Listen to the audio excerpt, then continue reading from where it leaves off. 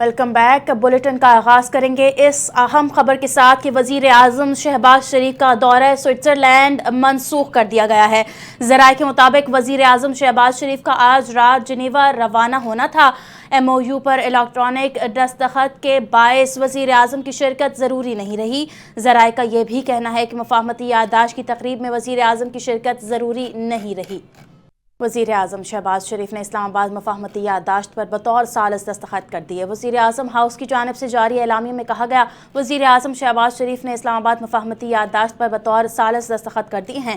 اسلام آباد مفاہمتی یادداشت پر امریکی صدر ڈونلڈ ٹرمپ اور ایران کے صدر مسعود پزشکیان کے دستخط موجود ہیں۔ واضح رہے کہ اس سے قبل امریکی صدر ڈونلڈ ٹرمپ نے فرانس میں صدر میکرون کے ساتھ عشائیے کے موقع پر ایران امریکہ مفاہمتی یادداشت پر دستخط کیے ہیں۔ دوسری جانب ایرانی سرکاری میڈیا کی جانب سے صدر مسعود پزشکیان کی تصاویر جاری کی گئی جس میں وہ مفاہمتی یادداشت پر دستخط کر رہے ہیں، اور دوسری جانب صدر مملکت آصف علی زرداری نے امریکہ اور ایران کے درمیان اسلام آباد میں مفاہمتی یادداشت پر دستخط کا خیر مقدم کرتے ہوئے اسے خطے اور دنیا کے لیے ایک اہم اور تاریخی پیش رفت قرار دیا۔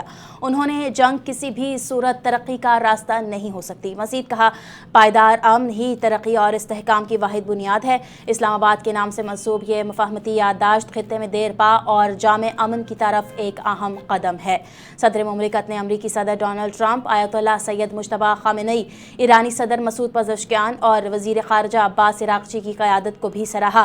قطر، سعودی عرب اور ترکیہ اور مصر سمیت برادر ممالک روس اور چین کی کوششوں اور مذاکرات کی حوصلہ افزائی کی اور ان کو سراہتے ہوئے کہا، خطے کے ممالک اب اپنی توانائیاں ترقی، خوشحالی اور عوامی فلاح و بہبود کے لیے وقف کریں گے۔ پیپلز پارٹی کے چیئرمین بلاول بھٹو زرداری نے کہا، خطے میں امن قیام پر وزیر اعظم، صدر مملکت، فیلڈ مارشل اور مسلح افواج کو خراج تحسین پیش کرتا ہوں۔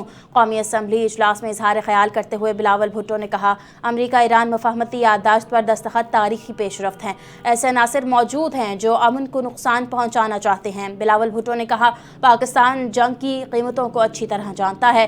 ہم نے دہشت گردی کا مقابلہ کیا۔ پاکستان نے ہمیشہ امن کا مطالبہ کیا۔ جب امن ہوتا ہے تو ملک ترقی کرتا ہے۔ اس سازش کو ناکام بنانے کے لیے اسحاق ڈار کی کوششوں کو سراہتے ہیں۔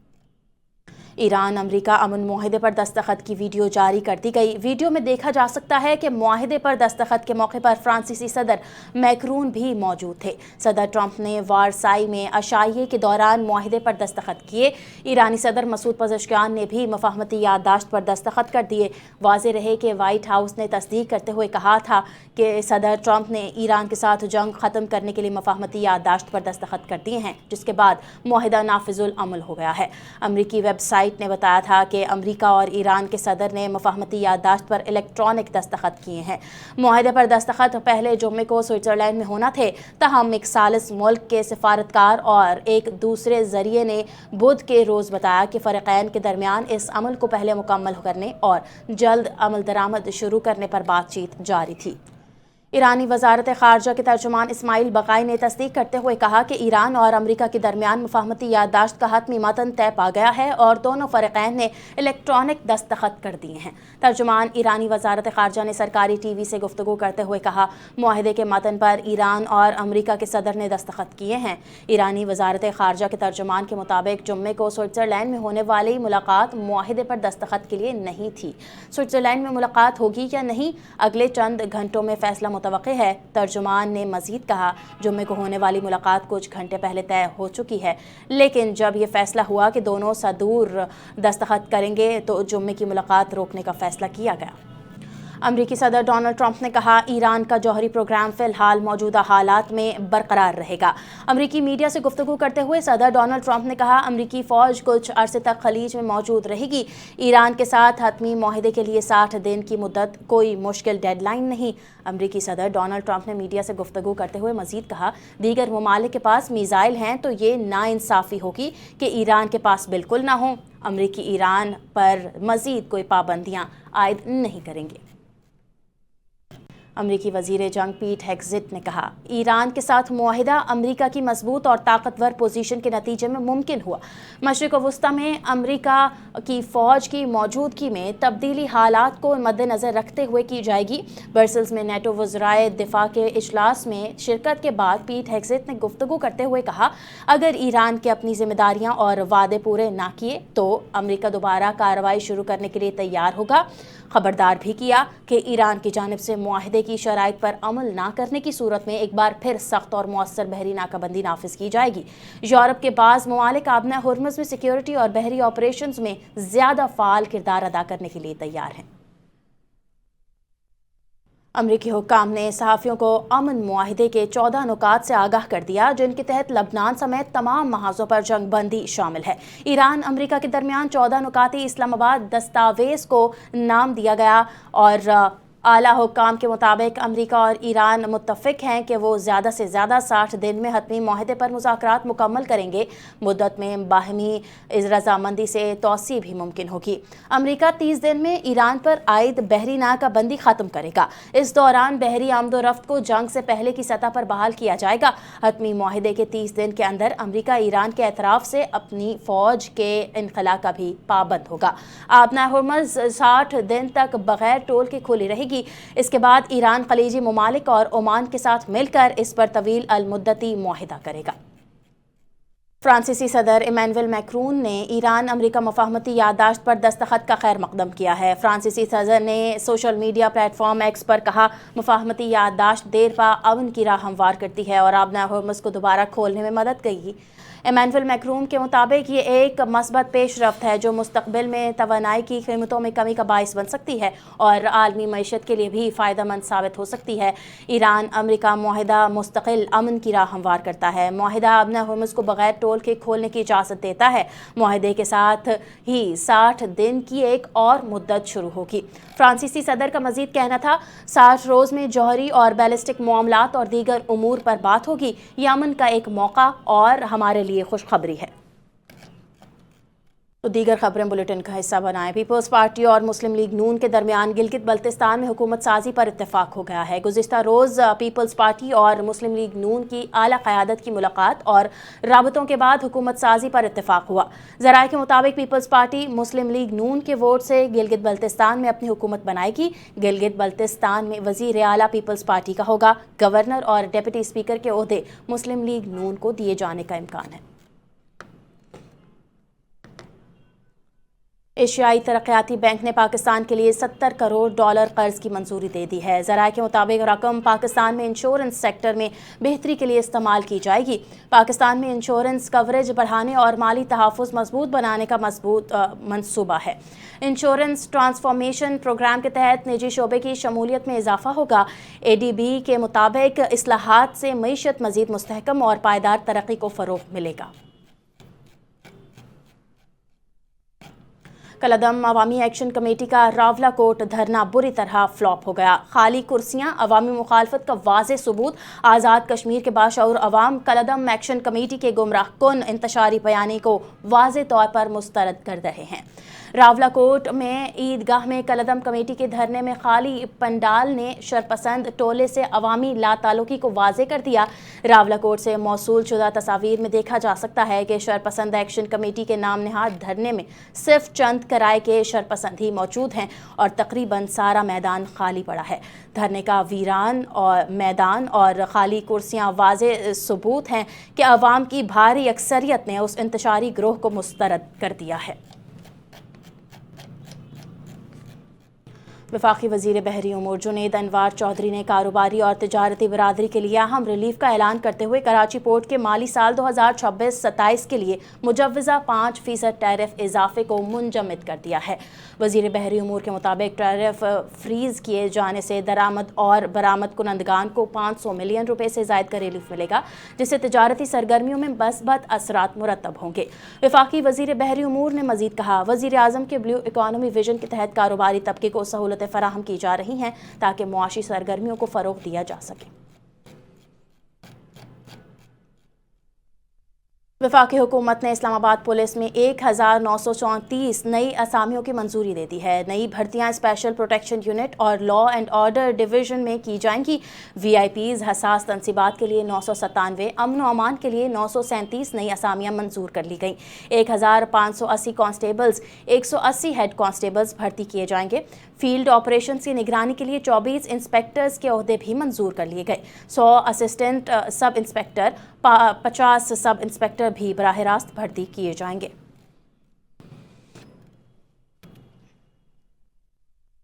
वज़ीर आला सिंध मुराद अली शाह ने पोस्ट बजट प्रेस कॉन्फ्रेंस में कहा, माली साल 2026-27 का बजट गुज़िश्ता बरसों के मुकाबले में मुख्तलिफ नौइयत का है, क्योंकि मुल्की और आलमी सूरत हाल के बायस वफाकी हुकूमत ने सूबों से मुशावरत की है।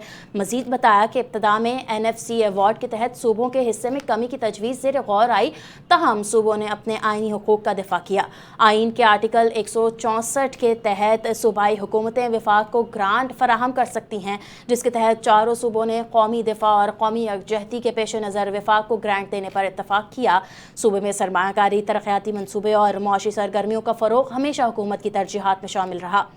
FBR की वसूलियों का हदफ 264.15 ट्रिलियन रुपए मुकर्रर किया गया, जबकि 35.13 ट्रिलियन रुपए की वसूलियों तक सूबों को उनका मुकर्ररा हिस्सा मिलेगा।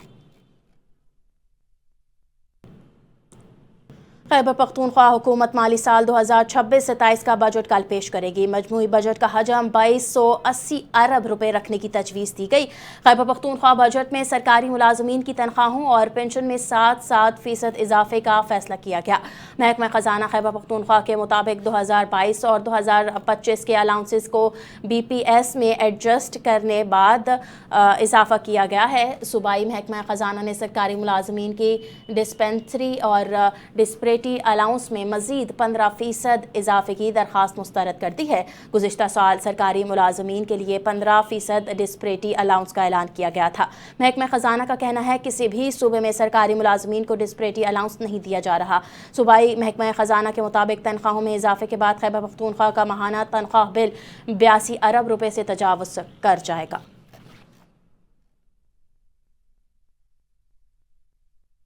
ताजरों के लिए बड़ी खुशखबरी आ गई है। तफ्तान बॉर्डर पर पाक ईरान तजारती वीज़ा बहाल कर दिया गया। तकरीबन 1 साल बाद पाकिस्तानी ताजरों के लिए तफ्तान बॉर्डर पर तजारती वीज़ा सहूलत दोबारा फ़ाल कर दी गई है। बलूचिस्तान होम डिपार्टमेंट की जानिब से नोटिफिकेशन जारी होने के बाद पाक ईरान सरहदी तजारत के नए मरहले का आगाज़ हो गया। वीज़े की बहाली से दोनों ममालिक के दरमियान तजारती रवाबित में बेहतरी और मकामी सतह पर रोज़गार के नए मौक़े पैदा होने की तवक्को ज़ाहिर की जा रही है।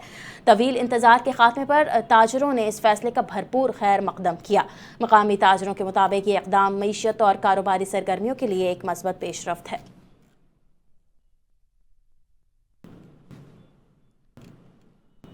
भारतीय सरपरस्ती में फितनाल हिंदुस्तान बलूचिस्तान के अमन को तबाह करके खित्ते के इस्तेहकाम का दुश्मन बन गया। भारतीय प्रॉक्सी फितनाल हिंदुस्तान बलूचिस्तान में अमन व अमान की सूरत हाल को मुतासर कर रहा है और बलोच अवाम के हकूक़ की आड़ में अपने ही लोगों के मुआशी नुकसान का बायस बनने का इल्ज़ाम है।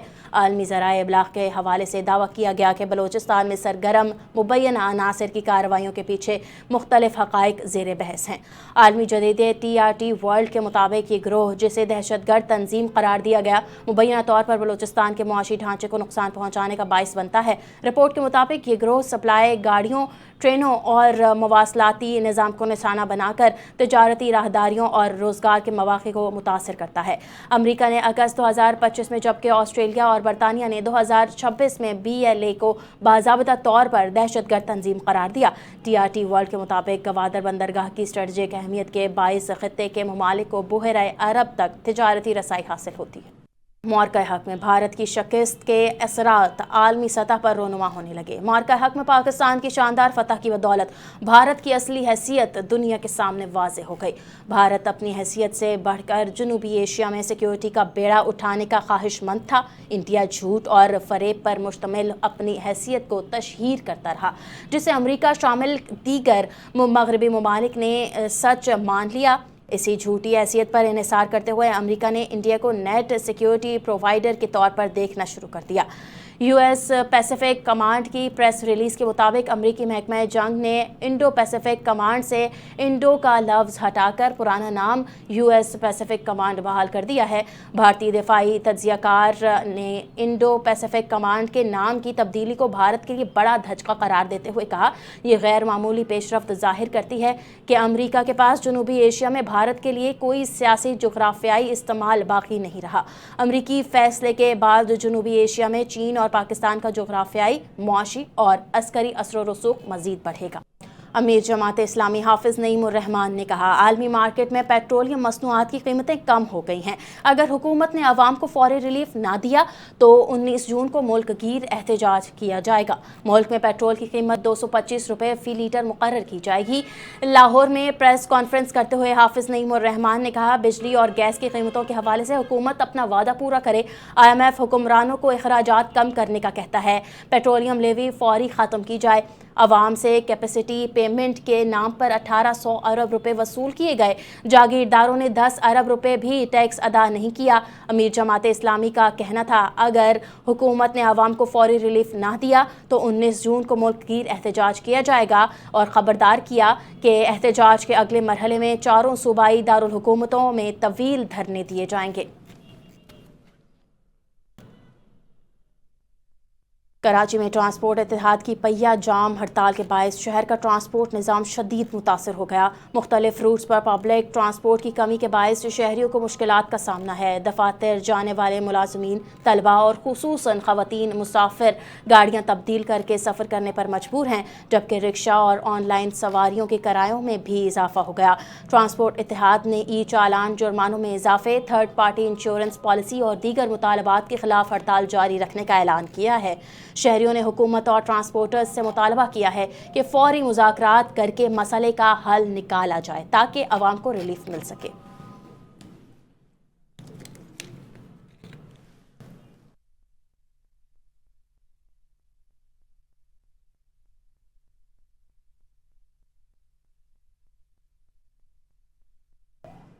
कराची में पुलिस ने पिंकी गैंग के लिए काम करने वाले 2 मुल्ज़िमान को गिरफ्तार कर लिया। DIG साउथ असद रजा के मुताबिक बोट बेसन के करीब खुफिया इत्तला पर कार्रवाई करके 2 मुल्ज़िमान को गिरफ्तार कर लिया गया। गिरफ्तार मुल्ज़िमान के कब्जे से आइस और कोकेन बरामद हुई। DIG साउथ असद रजा के मुताबिक मुल्ज़िमान पिंकी गैंग के लिए काम करते थे, जिनसे मजीद तफ्तीश जारी है। इससे कबल तफ्तीशकारों को अनमोल पिंकी के फ़ोन से 75,000 तस्वीर, 100 GB डाटा, रकूम वसूली के सैकड़ों स्क्रीनशॉट, 13,000 की कॉन्टैक्ट लिस्ट और 42,000 कॉल लॉग भी मिले थे।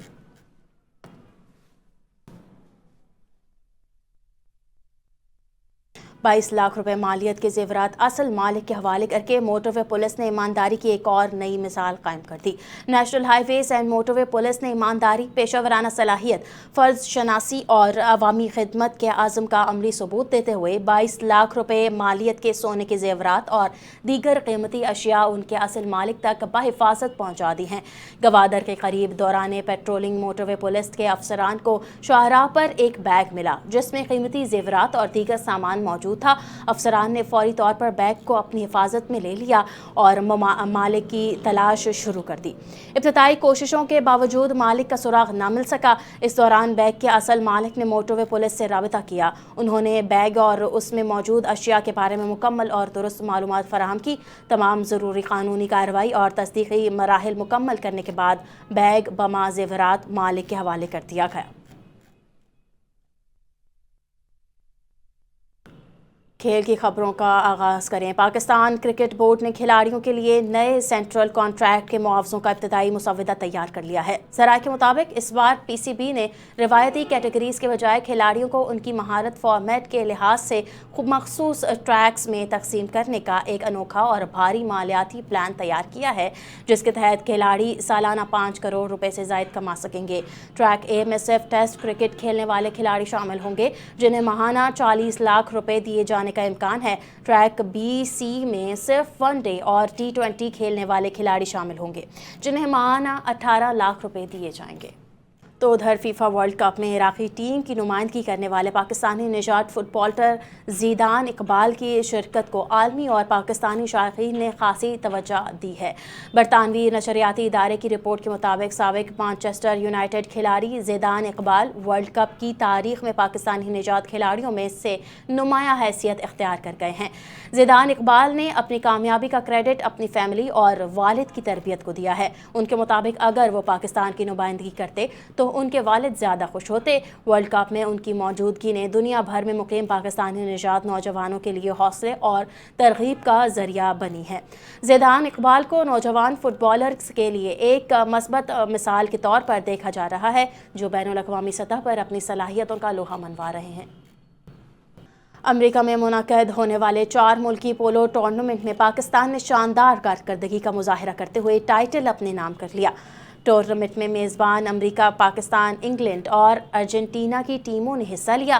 مقابلے امریکہ ریاست ورجینیا کے میدان گریٹ میڈو میں 14 جون کو کھیلے گئے۔ فائنل میں پاکستانی پولو ٹیم نے بہترین کھیل پیش کرتے ہوئے انگلینڈ کو شکست دے کر ٹائٹل جیتا۔ پاکستان کی اس کامیابی کو کھیلوں کے میدان میں ایک اہم پیش رفت قرار دیا جا رہا ہے جس سے بین الاقوامی سطح پر ٹیم کی کارکردگی کو مزید سراہا گیا۔